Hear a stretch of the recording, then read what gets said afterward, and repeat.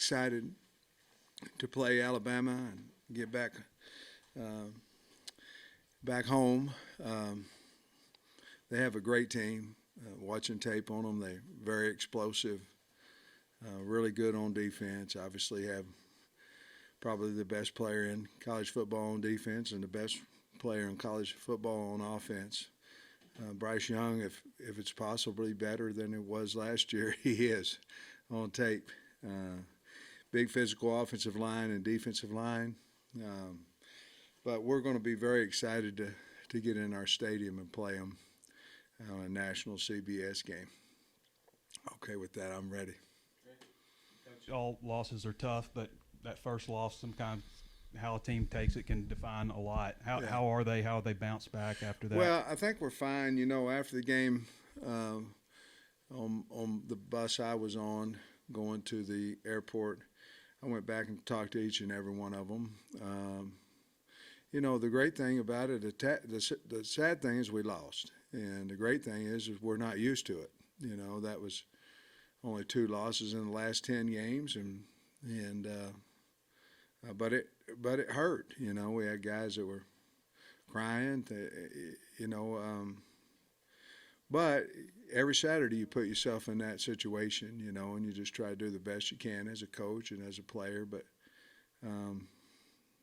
we're going to flush it out of here in the first half of our meeting, and then the second half is going to be on to Alabama, and we've got to learn from some things that we did that we have to not do. And once we get that handled, we'll move on. We don't have time. We got University of Alabama coming in here, and I'm sure we'll rebound and be excited to play.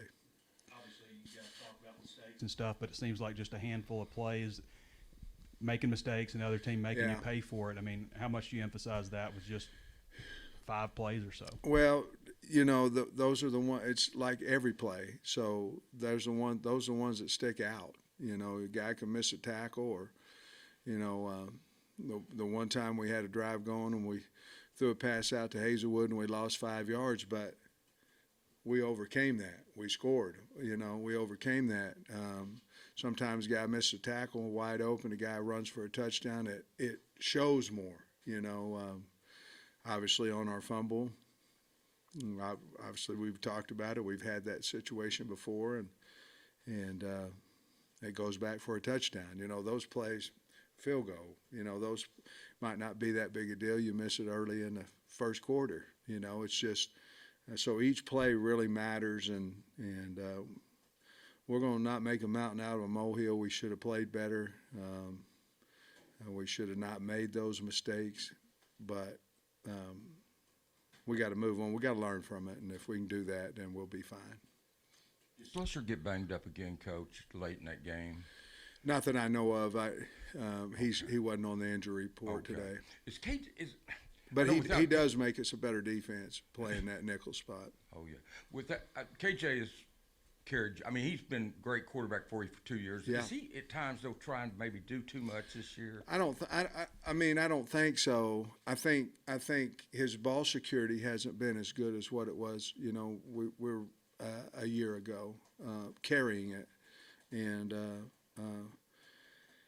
I think he just gets caught up in the moment. If you look back at Ole Miss last year, he dove over those 3 guys and extended the ball and all that kind of stuff, and it was, you know, I think he is trying to win the game, and probably that's about it, to be honest with you. Yes, my question is about offensive balance. I think there's some fans who think, let's just keep doing what we're doing. And I'm wondering, like, if diversity, misdirection, trying to get Malik the ball, all those have value to you. What's the balance maybe between doing both? Well, you go into a game basically thinking that you're going to be about 50-50, 50 run, 50 pass, and you have your packages with different guys. Bless you. And but then during the game, you go with what's working for you, you know, and there's always that fine line where you go, well, just keep doing it, and then you're setting somebody up for something else. sometimes it works, sometimes it doesn't. For instance, with on one of Hornsby's plays, we didn't pitch it back to KJ. If we do, Knox is wide open. That was the play, and for whatever reason, there was a little bit of penetration on Jones's guy. He decided to run it instead of pitch it back. If we pitch it back, I think the guy's wide open. We score a touchdown. So those are things that we felt like we had those are all come in two-play series, one to set up the other one.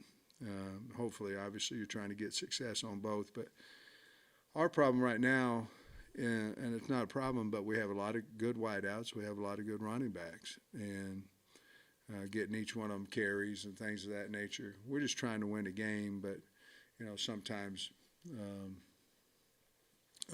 things go. The last drive, for instance, whether we were supposed to or not, I was trying to score a touchdown. And we had it down there 2nd and 5, and I was trying to milk the clock and score. I would, we'd already seen things during the day that, Missouri had missed their kick and things straight up and this, that, and the other, and I just thought we could score, go for 2, and get up 6, and if it was under a minute, I was going to score.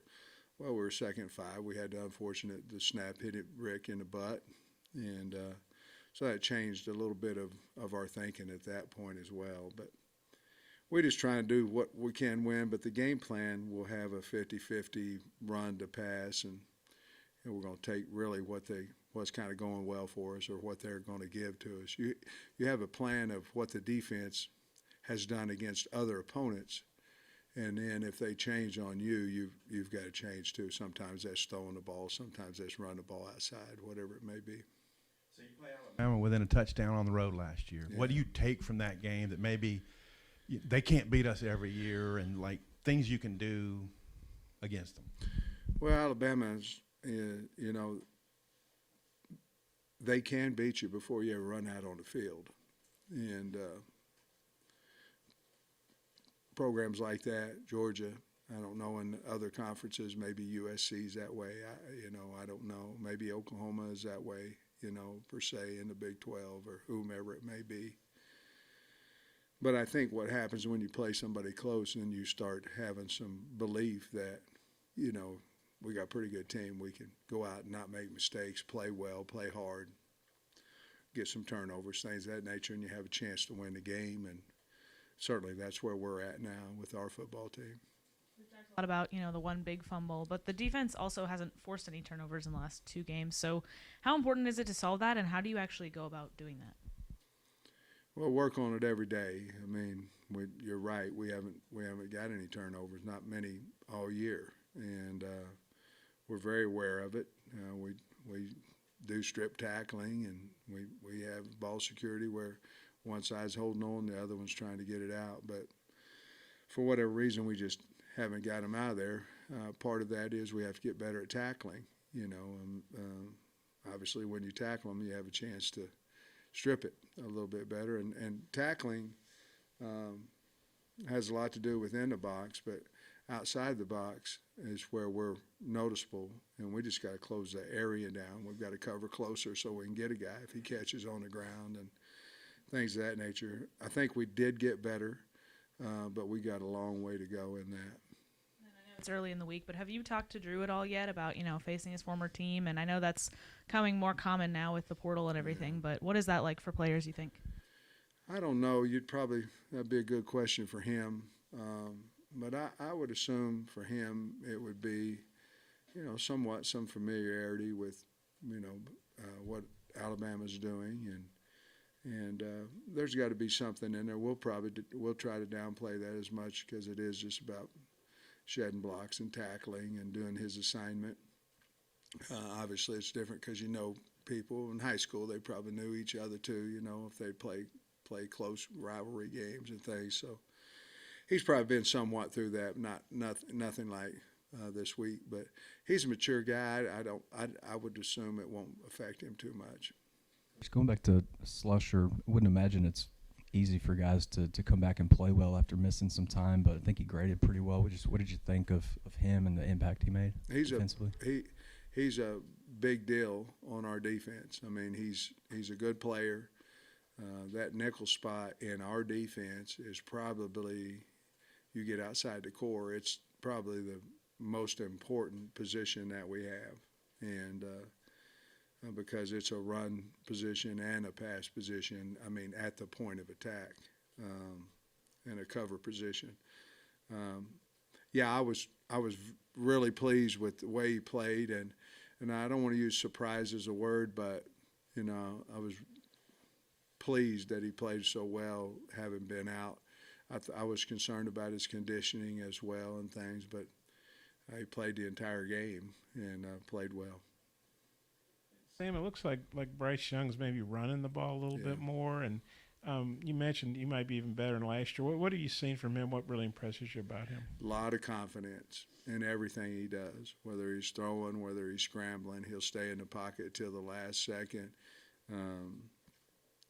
When he gets outside the pocket, he just looks comfortable. Like, you know, I could run it for a touchdown. I can throw it for a touchdown. I'm just going to do kind of whichever one I decide to do. And he's been so hard to tackle for the teams that he's been playing. Texas is the only team really that put much pressure on them at all, and they did pressure him well. But I just think he's playing with an extreme amount of confidence, and he's obviously been a good player for probably since he was in sixth grade or whatever, you know, but very, very, very, very confident. Got a lot of players around him. Got some really good backs. Will Anderson, he obviously had a monster year last year. What are you seeing from him, and is he doing something better maybe? Well, he had such a good year last year. He's right where he was last year. You have to have a plan for him. You know, you have to look out there and go, okay, who can change the game on both sides of the ball, and you have to try to eliminate them as much as you can with your schematics or double teaming him or whatever it may be, turning to protection, whatever you're going to do. But I've seen him. I mean, he's took over a couple of their games defensively, just puts them in second and 16, second 15, whether it's run or pass. They got a whole bunch of good players on defense, on their D-line too, but he sticks out still. Coach, Max Fletcher's played 4 games now for y'all. I mean, he's a freshman. Who? Max Fletcher. Just curious what you've thought of him through 4 games. I'm so sorry. Oh, you're talking about Matt. Max Fletcher, your punter. Yeah, I know. I'm sorry. I didn't hear you. Inconsistent. You know, sometimes he's trying to match so much. You know, like Smith. You know, he was trying to keep him from returning the ball so much that it's like a pitcher aiming a ball versus just throwing it, you know.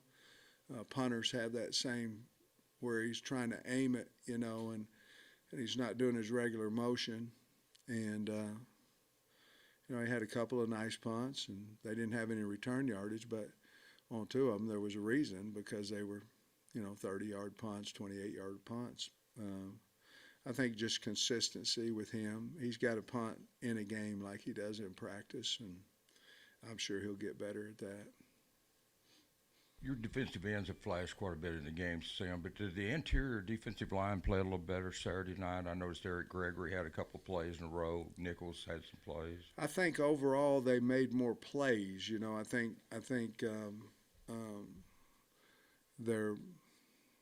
their grading points were higher than what they've been consistently. I'd say that was probably maybe their second best game they'd played. But as far as making big plays, they made more negative yardage plays, some sacks in there, and things that they're playing hard. They're playing well. I'm happy with those guys, and they made some good positive plays. Alabama lost so many skill guys around Young, you know, the speed guys, Mechie and Williams. But I'm wondering, you got Gibbs now. I mean, who are the guys who get the ball? Where are their speed guys now? Okay, well, they got Burton, you know, came in from Georgia, who's a really good player. Then they got Holden, who's a really good player. And then you can go down the line a little bit with Bond and Brooks at wide receiver. They've got a really good tight end. And then you look at their running backs, and because they're so far ahead all the time, they played 5 and sometimes 6, you know, with Sanders and Williams and Miller. And their main 2, obviously, is Gibbs, a transfer from Tech, and McClellan. They play those guys about the same amount, or maybe Gibbs a little bit more. But they're big, and they're really good players. You know, Gibbs returns kickoffs as well. But a lot of speed. They got a big offensive line, and you know, the Louisville transfer Harold. You know, he hadn't played yet, so I don't know if he'll be coming back. They got 3 wideouts that haven't played yet, so it doesn't look like they're missing them too much to me. But we'll see. Sam, what you think of Dominic Johnson's game? You know, got knocked a little bit of the rust off. Yeah. And maybe what could be the plan with him moving forward? Man, I don't know, Bob. I mean, I thought he had a good game. You know, I think we're looking at it as you know, we probably need to get the ball to Rashad Dominion a little bit more too. You know, AJ's continued to improve. You know, I think he had 9 rushes or something like that, and averaged about 4. Him and Rocket both averaged around 4 yards a carry. So we have 4 guys back there that can really play. Your change-up guys really are R-Dub and Dominique, you know, because Dominique's a bigger physical guy, and R-Dub's a guy that can do this, you know. So at some point, we're going to have to get down to 3. We're not there yet, but I thought Dominique did well in his first time back. Ran hard. Nick Saban, maybe 10 years ago, everybody thought, well, he'll probably be retired by now, but he's in his 70s. He doesn't show any signs of slowing down. No. And I think he tried to hire, after you first got here with Brett, I think he tried to hire you. Yeah. Pretty sure. Just wondering what you remember about that. How well have you gotten to know him? Just what do you think about him? I Seeming as think, good as ever. I mean, I don't know if you're supposed to, and I think he's fantastic. He's been so kind and so good to me. I sat right next to him in the SEC head coaches meetings, and I asked him questions, and he's been kind enough to answer them, and he's treated me outstanding, and I have nothing but wonderful things to say about him. And you know, he's the greatest coach of all time, and in college football, in my opinion. And so, but yeah, I kind of was wondering when he's going to retire too, you know, but I don't know when that's going to come. And the story, I had just been here about 4 or 5 weeks, and you know, I had, you know, talked to my players about loyalty and this, that, and the other. And then, I mean, you can't be hypocritical. And my mother told me she didn't raise a son that would do that. So that was the end of that conversation. That's pretty flattering, though, wasn't it? That he came after you? Yeah, I mean, yes. But you know, I loved it here at the time, you know, when I was assistant coach as well as now. But I'd give Brett my word, and I'd given the kids, you know, I was their coach, and it hadn't been but 5 or 6 weeks. I can't remember. It wasn't very long. And I called my mom. She told me she didn't raise a son that would do that.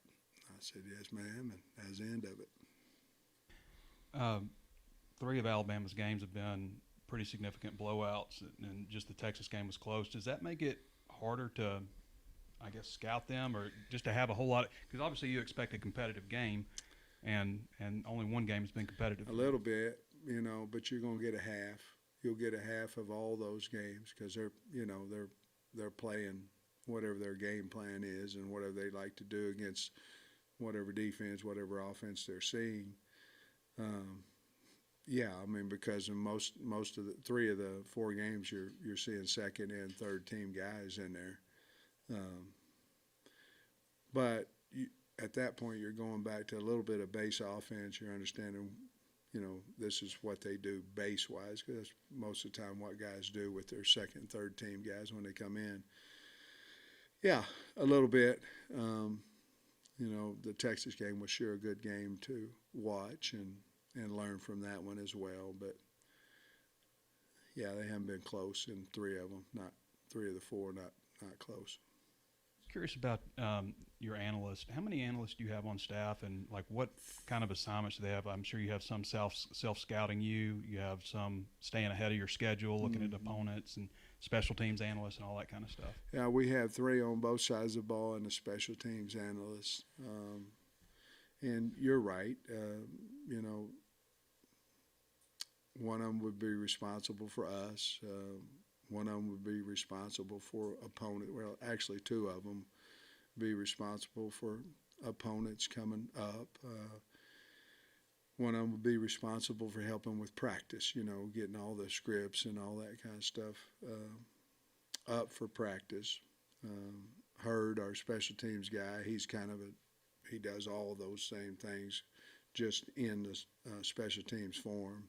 But that's really why we have 3, because we can kind of have us, them, practice type deals as their responsibilities. Is that about what you've had in past years, and is that consistent with other It's teams? what we've had since I've been here, but no, it's not. I mean, some have 3, some have 10.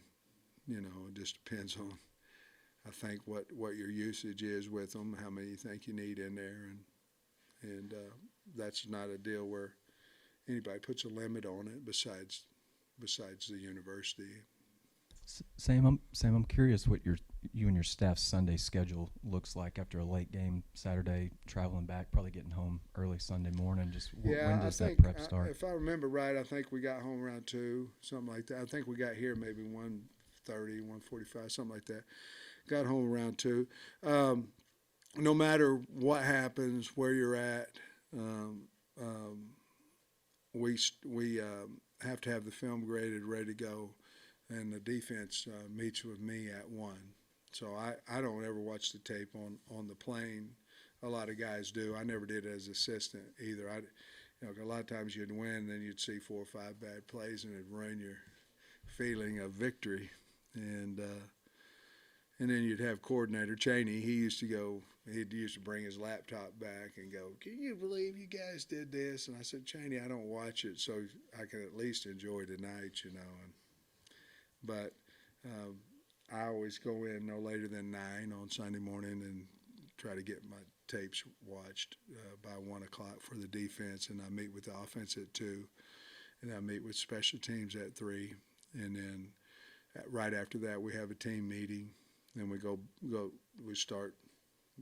When I meet with somebody else, the other group is prepping, and then we have family dinner about 5:30, somewhere around 5:30, and then we work until 10 on our opponents, and then we go home at anywhere around that 10 or a little bit later than that.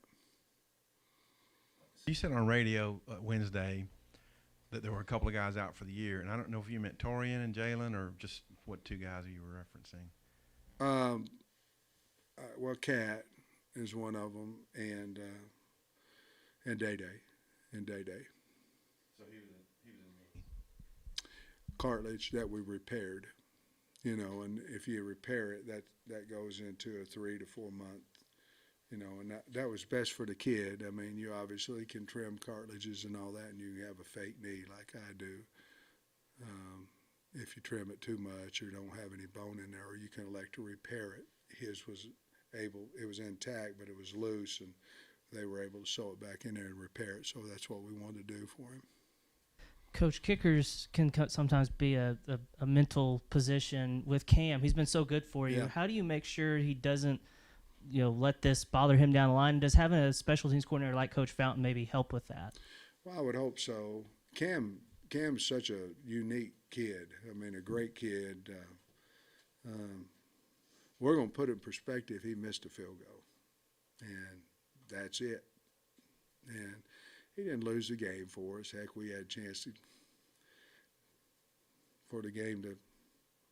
I mean, we had a lot more chances than that, and missed a field goal. We'll put it in perspective. I'll bet you he might miss another one, before it's all over. But he's gonna make a whole bunch of them too. So we're just gonna put it in perspective for him, which we have. And also, I was looking at some stats here. You've outscored opponents in every quarter except for the third. You've been outscored 41-13. You have any idea of what's going on there, or can you put your finger on anything? No. I mean, I wish I did. We're going to change up. I mean, we're going to have halftime at practice this week. We're just going to stop, and then we're going to come back and go good on good right when we come off of halftime. And we're going to change the way we stretch coming out of the half, and we got to change something. And you know what we're trying to do? We're trying to put it in our mind that we got to get going. We couldn't get out of our funk Saturday. I mean, we're still up. While the offense, I met with the staff, and then while they were meeting, trying to adjust, I was in the locker room talking to our kids because you could feel that we were behind by 30. And we were up, and you could feel it. And so I went in and started talking to them about, what we have to do, and made them aware that, we haven't started fast in the third quarter and things of that nature. And it was just blah, for a few minutes on the clock, maybe the entire third quarter. And it's been that way the entire year. You always worry about starting fast in the game, and we've been okay with that. It's the second half where I think every game this year we've been ahead, or we were behind at Missouri State, but we've been worse. They've either been closer to us or we've been worse behind in the third quarter of every game, and we have opportunities to put people away, and just haven't been able to do it. So it's on our mind. We're going to change a few things up at practice to see if we can emphasize a little bit better. Thanks, Coach. Okay, guys.